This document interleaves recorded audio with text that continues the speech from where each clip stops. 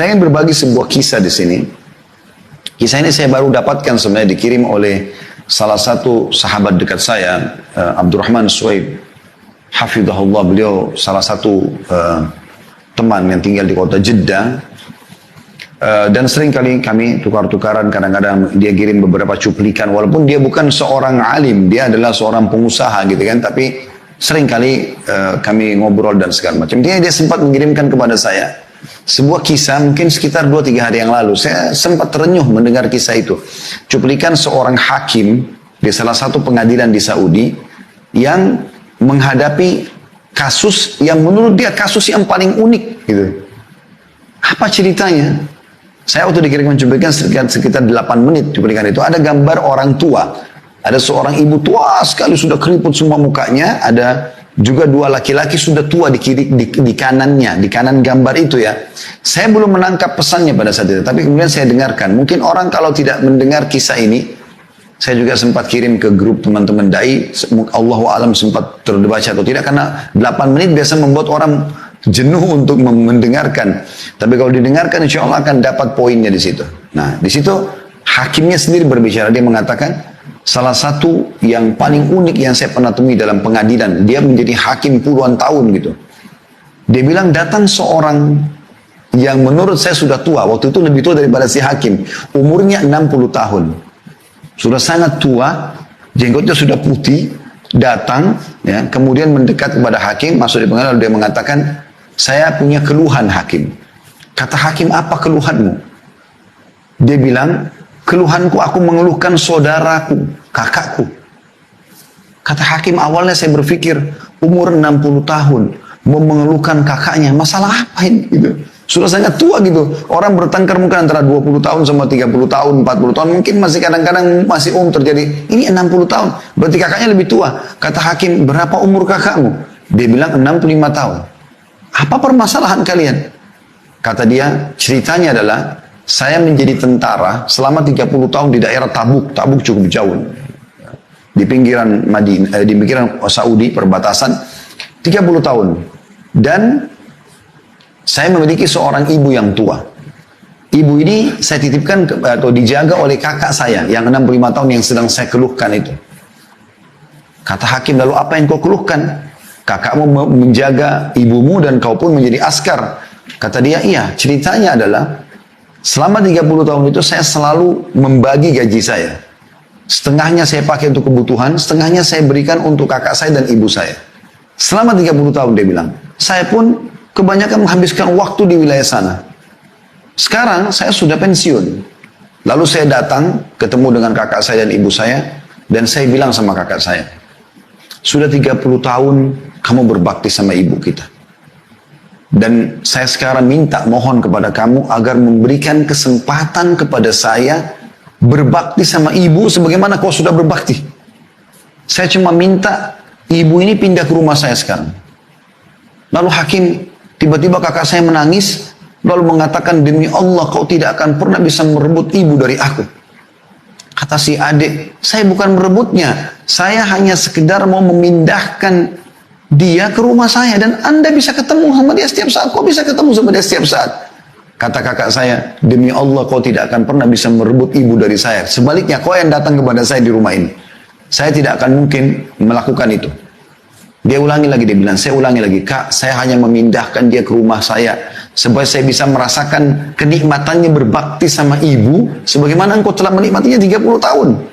Kata kakak saya, kau sudah mendapatkan pahala kami, 30 tahun kau mengirimkan setengah gajimu, maka sekarang biarkan ibu sama saya. Jadi subhanallah, kata hakimnya, selama ini orang bertengkar antara saudara memperebutkan warisan, memperebutkan kedudukan, atau apalah. Ini memperebutkan di umur 60 sama 65 tahun, siapa yang lebih bisa merawat ibunya. Itu luar biasa gitu. Hakim ini menceritakan sambil meneteskan air mata, di suaranya kayak agak paro gitu. Lalu dia bilang, saya pun mengatakan sama dia, baik, coba panggil kakakmu sama ibumu ke pengadilan. Kata dia, baiklah. Dipanggil lah, dia bilang. Terjadi kejadian yang luar biasa, dia bilang sampai satu pengadilan meneteskan air mata gara-gara kisah mereka. Dia bilang pada saat masuk, dia bilang, demi Allah, saya belum pernah melihat ada anak berbakti seperti kedua orang ini. Ibunya digendong oleh keduanya, Setengah tubuh ibunya dari pahanya dipegang oleh yang adik sebelah kiri dan si kakak pegang sebelah kanan. Mereka sama sekali tidak ingin ibunya menyentuhkan kakinya ke tanah. Digendong padahal ibunya masih mampu jalan. Sampai tiba di kursi. Lalu ibunya duduk tengah-tengah, si kakak duduk sebelah kanan, si adik duduk sebelah kiri. Kemudian saya mulai bertanya, ada masalah apa kalian? Ditanyalah kepada si adik, dia bilang, saya tanya kepada si adik, adik ini tentu punya 60 tahun ya. Maka kata adiknya, saya sudah ceritakan kepada anda hakim. Kata hakimnya, saya mau dengar, biar kakakmu juga mendengar keluhanmu, supaya ini benar atau tidak. Saya mau dia membenarkan atau tidak. Diceritakanlah kembali ceritanya, kemudian hakim bertanya kepada si kakak, bagaimana menurut kamu? Kata si kakak, benar apa yang dikatakan oleh dia. Dia membantu kami 30 tahun, dan ibu adalah tinggal bersama dengan saya. Namun demi Allah, wahai hakim, saya tidak akan pernah melepaskan ibu saya untuk tinggal sama dia. Dia boleh datang silakan. Tapi saya tidak mau kehilangan peluang ini. Gitu. Dan saya sudah membahasakan kepada adik saya, demi Allah kau hanya bisa memindahkan ibu ke rumahmu kalau melalui pintu mahkamah, pengadilan. Oleh karena itu dia datang kepada anda. Kata hakim, saya belum pernah menghadapi masalah seperti ini. Bagaimana memecahkan masalah antara dua anak yang beributkan ibunya. Lalu saya balik kepada ibunya yang saya mengatakan, ibu, tengahi di antara mereka. Kata ibunya, saya nggak bisa wahai anakku. Dia bilang kepada hakim anak, karena ibunya juga sudah tua, 80 tahun lebih malah umur ibunya.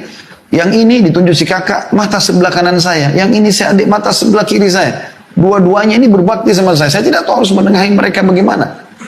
Maka saya pun berkata kepada si kakak, kalau saya melihat kasusnya, seharusnya memang adikmu punya hak. Dan kau bisa datang ke rumahnya. Dia punya hak untuk dibagi waktu sekarang. Karena si adik mengatakan, saya betul-betul hanya berharap sisa umur saya bisa berbakti kepada ibu saya. Maka setelah saya putuskan seperti itu, terjadi sebuah goncangan di pengadilan. Si kakak tiba-tiba menangis terisak-isak, lalu datang ke arah adiknya, mencium tangan adiknya, mencium lututnya adiknya, lalu memohon-mohon supaya ibunya jangan dipindahkan rumahnya. Sambil menangis, karena tangisan si kakak ini kami semua satu pengadilan nangis. Gitu. Bagaimana mereka luar biasanya mau memperebutkan ibunya. Ini si kakak cium tangan dan lutut adiknya untuk minta supaya ibunya jangan dipindahkan rumah. Kata adiknya, wahai kakak, saya hanya minta pindah, berikan saya kesempatan berbuat baik sebagaimana kau telah buat baik sama ibu. Kau bisa datang. Setelah dia tahu adiknya tidak mau lagi melepas kesempatan itu, maka dia pun berkata kepada hakim, wahai hakim, saya akan menerima ini, tapi dengan syarat satu. Dia pegang tangan adiknya, dia mengatakan, ambil janji kepada adik saya ini atas nama Allah, dia akan berbakti pada ibu saya sebagaimana saya berbakti dulu. Apa yang saya buat di rumah, bersihkan kotorannya, urus pakainya, semua ini dia tidak boleh ubah itu. Dia harus buat bahkan bisa lebih baik daripada itu. Maka si adik pun berjanji, akhirnya pengadilan ditutup. Dan kata hakimnya, pada saat mereka keluar dari pengadilan, dua-duanya menggendong ibunya, ya, membagi dua tubuh ibunya, setengah yang pegang satu, yang satu lagi pegang sampai mereka keluar. Dan ini sebuah kisah yang luar biasa. Di zaman kita sekarang di mana banyaknya kedurhakaan pada orang tua, justru ada orang-orang yang seperti ini masih dalam fitrahnya.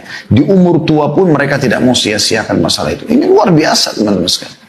Nah, ini harusnya menjadi sebuah ibrah bagi kita, bagi yang punya orang tua. Jangan karena orang tua kita seorang pejabat misalnya, atau orang yang punya kemampuan, lalu kita anggap, oh orang tua saya mampu, saya nggak usah bakti. Akhi dan ukhti, berikan makanan, berikan kue kesukaannya, berikan sarung, pakaian, apa saja, sabunnya, samponya. Lakukan sesuatu yang kau mampu, mumpung mereka hidup. Pada saat mereka meninggal, peluangmu akan lebih kecil, walaupun bisa dengan mendoakan, menziarahi kuburnya, dengan bersedekah buat mereka. Tapi semasa hidup kau bisa mendapatkan ekstra.